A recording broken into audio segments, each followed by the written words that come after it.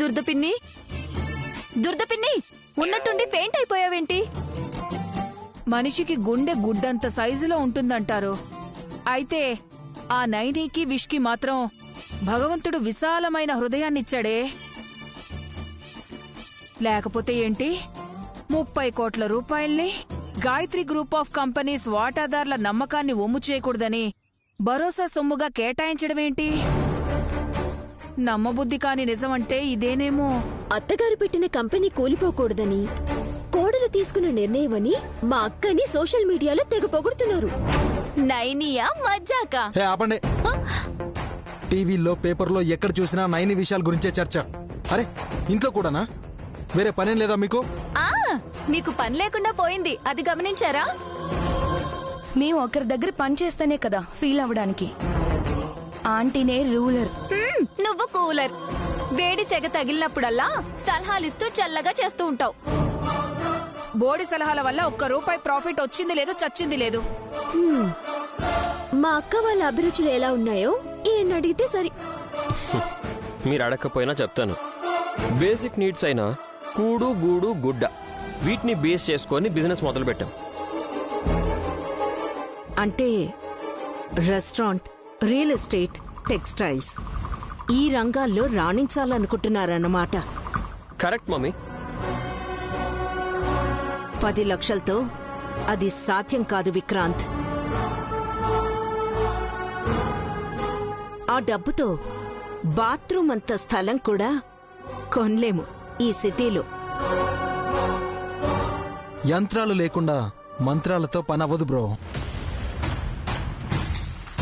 Rest తీసుకోవడానికే place లేని వాళ్ళు restaurant పెడతారా?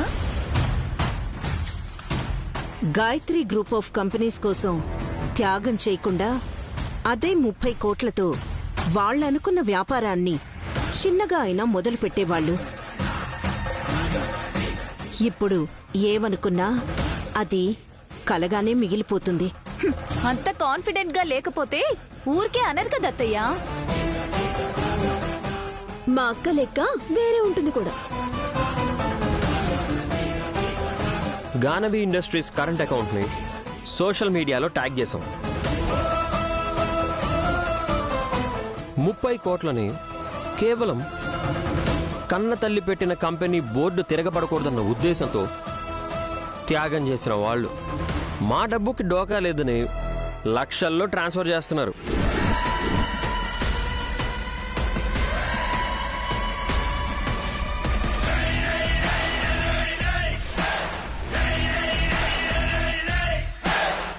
అలా ఎంతమంది ఇచ్చారో లెక్కే లేదత్తయ్య. గంటకి మినిమం 3 లక్షలు వస్తున్నాయి. కొంతమంది మిషనరీస్ కోసం పంపిస్తున్నారు, ఇంకొంతమంది పబ్లిసిటీ చేస్తామంటున్నారు. రిటైర్ అయిన వాళ్ళు ఫ్రీ సర్వీస్ చేస్తామని మెయిల్స్ పంపిస్తున్నారు.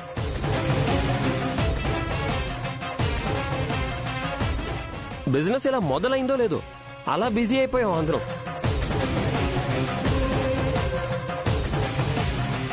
మన కోసం ఒక్క రూపాయి కూడా ఇవ్వలేదు మామ్. నైని వాళ్ళు త్యాగం చేయలేదు, ప్లాన్ చేశారు.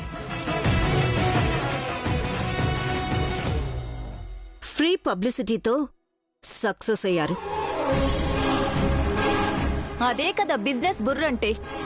మంచికి మంచి చెయ్యాలే కాని కసిలాంటి ముంచే వాళ్ళని సలహాదారులుగా పెట్టుకుంటే ఉన్న దారులు మూసుకుపోతాయి. ఈ రోజు రేపో మేం కూడా క్లిక్ అవుతాం. ఇంకో వారం ఉంటే సిక్ అవుతాం. లాభాలొస్తాయని పాడిన పాటే పాడకే చిరాకొస్తుంది మాకు. జనాలకి ఒక్కసారి నమ్మకం వచ్చిందంటే వ్యాపారం పెట్టిన వాళ్ళని కుబేరుల్ని చేసేదాకా వదిలిపెట్టరు. తయారు చేసే చీరలకు కూడా పెద్దమ్మ పేరే పెట్టాం, గాయత్రీ దేవి గారి శారీస్.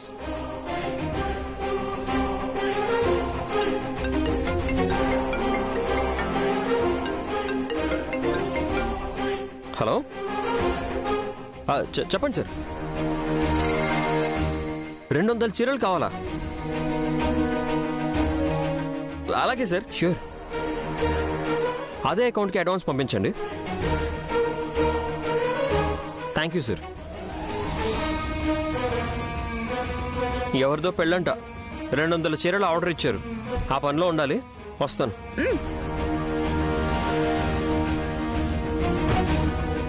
అప్పుడే లాభాల బాట పట్టేశారు. చూసారా?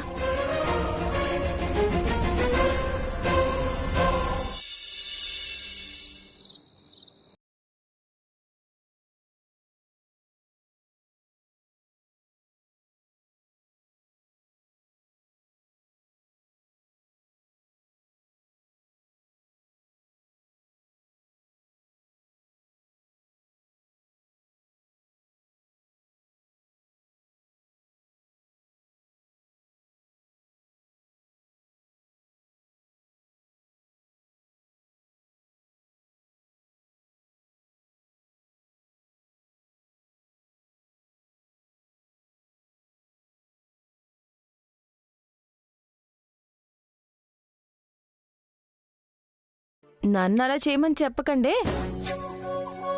బెల్లం కోసం అంత దూరం పోలేను.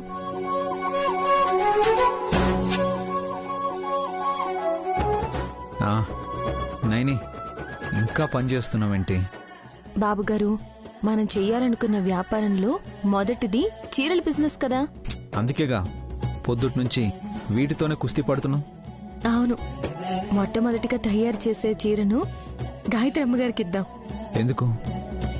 నీతో మాట్లాడినా అమ్మ అయితే కట్టుకోలేదు కదా. ఇప్పుడు కాకపోయినా అమ్మగారు పుట్టాక చీర కట్టిస్తాం కదా. అలా వచ్చావా? అర్థమైంది. ఇప్పటికైతే చీరను రెడీ చేశాక పటం దగ్గర ప్రసాదంగా పెట్టి అమ్మవారి ఆశీర్వాదం తీసుకుందాం. రెండో చీర రెండో అమ్మకిద్దాం. సరిపోయింది. నైని, వద్దా? మన చీరలు తయారు చేస్తున్నది అమ్మడానికి బాబుగారు, కానుకలు ఇవ్వడానికి కాదు. అలా అయితే ఒక్క కాసు రాదు. కన్న తల్లికి ఒకటి, పెంచిన తల్లికి ఒకటి, 2 చీరలే కదా నాయని. సర్లేండి, మీ ఇష్టాన్ని ఎందుకు కాదనాలి. రెండో చీర తీత మీ జీతంలో కోత, గుర్తుపెట్టుకోండి. హోమ్ మినిస్టర్ గారు చెప్పాక తల ఊపాల్సిందే కదా. బాబుగారు, త్వరలో పండగల సీజన్ మొదలవుతుంది. పూజలు వ్రతాల కోసం కస్టమర్లు ఆర్డర్లు ఇస్తారు. మనం ఎంత కష్టపడితే అంత మంచి ఫలితం, లాభం వస్తుంది. నైని, ఆలోచన నీది, ఆచరణ నాది. ఏం చేయాలో చెప్పు. ఎలా చేయాలో దగ్గరుండి చూపిస్తాను. మన మీద నమ్మకంతో పిల్లల భవిష్యత్తు కోసం దాచుకున్న సొమ్మును కూడా మన కోసం ఇచ్చేసిన ప్రాంగణవాసులకి దారి చూపించాలి. మన గానవి ఇండస్ట్రీస్లో పనివాడే యజమాని. జీతం నెలకోసారొస్తే లాభం ప్రతిరోజు రావాలి. అదే మన అజెండా. అమ్మలిద్దరికి చీరలు సమర్పించుకున్నాక మనం వేసే అడుగుల వెంట విజయం గొడుగు పట్టుకొని తిరుగుతుంది. మీరా స్థాయికి వస్తారని నాకు తెలుసు బాబుగారు. నువ్వు నాకన్నా ఒక్కడుగు ముందుంటావు. పెళ్లిలో మాత్రమే భార్య భర్త వెంట 7 అడుగులు వేస్తుంది. ఆ తరువాత ఇల్లాలే కుటుంబానికి దిశానిర్దేశం చేస్తుంది. మీరిలా మాట్లాడినప్పుడల్లా నాకు మెటికలు విరుచుకోబుద్దవుతుంది.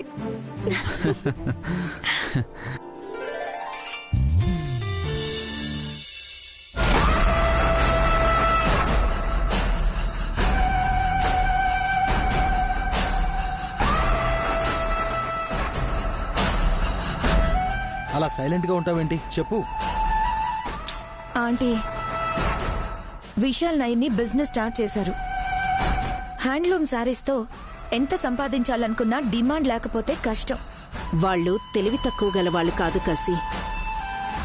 విశాల్ అమెరికాలో చదివొచ్చాడు. నయని మనుషుల్నే చదివింది. నష్టం వచ్చినా మహా అయితే 10 లక్షలకు మించదు. మనం మాత్రం రోజు కోట్లలో నష్టపోతున్నాం. కానీ మనకి బ్రాండ్ నేమ్ ఉంది వల్లభా. అది కూడా వాణ్ణి కన్న తల్లిదే. గాయత్రి గ్రూప్ ఆఫ్ కంపెనీస్ పేరు పాడవకూడదని దొరికిన అష్టైశ్వర్యాలను బ్యాంక్ వాళ్ళకిచ్చి అందరి దృష్టిని ఆకర్షించారు.